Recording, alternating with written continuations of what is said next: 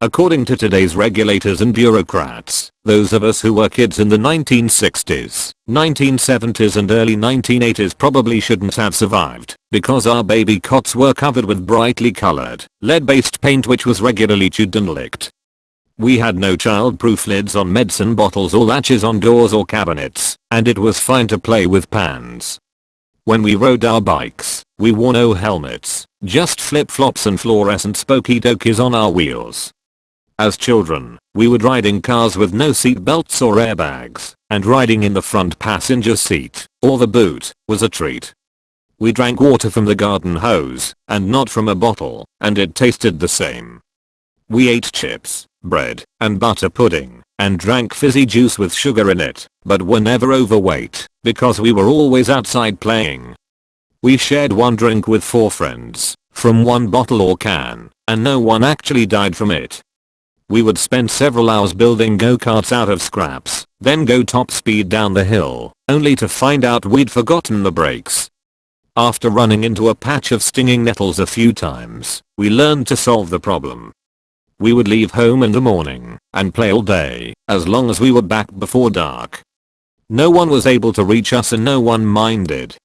We didn't have PlayStations or Xboxes, no video games at all, no 99 channels on TV, no videotape films, no surround sound, no mobile phones, no personal computers, no DVDs, no internet chat rooms. We had friends, we went outside and found them.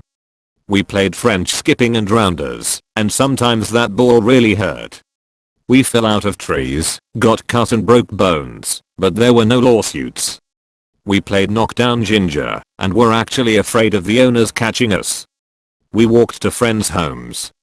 We also, believe it or not, walked to school. We didn't rely on mummy or daddy to drive us to school, as it was just round the corner. We made up games with sticks and tennis balls. We rode bikes in packs of 7, and wore our coats by only the hood.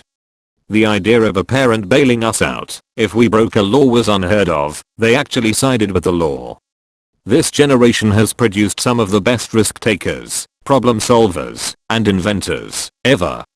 The past 50 years have seen an explosion of innovation and new ideas. We had freedom, failure, success, and responsibility, and we learned how to deal with it all. And you're one of them. Congratulations. Pass this on to others who had the luck to grow as real kids before lawyers and the government regulated our lives for our own good. For those of you who aren't old enough, we thought you might like to read about us. And something else to put a smile on your face. The majority of students in universities today were born in 1986. The Uptown Girl they know is by Westlife, not Billy Joel.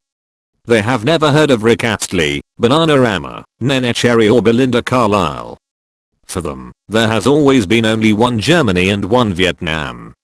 AIDS has existed since they were born. CDs have existed since they were born. Michael Jackson has always been white. To them, John Travolta has always been round in shape and they can't imagine how this fat guy could ever have been a god of dance. They believe that Charlie's Angels and Mission Impossible are films from the past 10 years. They can never imagine life before computers. They'll never have pretended to be the A-Team, the Dukes of Hazzard or the Famous Five. They can't believe a black and white television ever existed. And they will never understand how we could leave the house without a mobile phone.